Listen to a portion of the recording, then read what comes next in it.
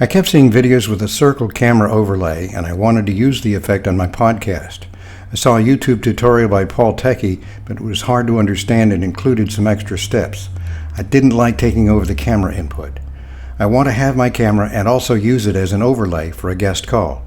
I checked the vMix forum, but the simple answers I found there were anything but simple. But I found there is a better way, and I came up with a solution that lets me use my camera in full screen as well as in circle overlay in a process that involves only 3 steps.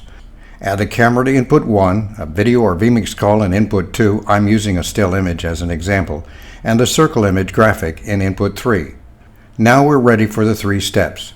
Step 1, right-click on the gear input for the camera and select Create Virtual Image. Step 2, click the gear icon for the virtual camera and go to the color key and select the circle image. For step 3, the guest call, click the video, graphic, or whatever and go to Layers.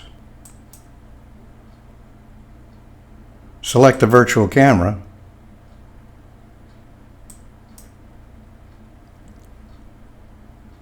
then size and position the camera as you wish.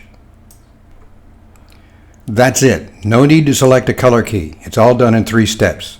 I provided a downlink to the circle image graphic in the notes. There's also a simple checklist. No, there's no subscription required. Just go to the web page.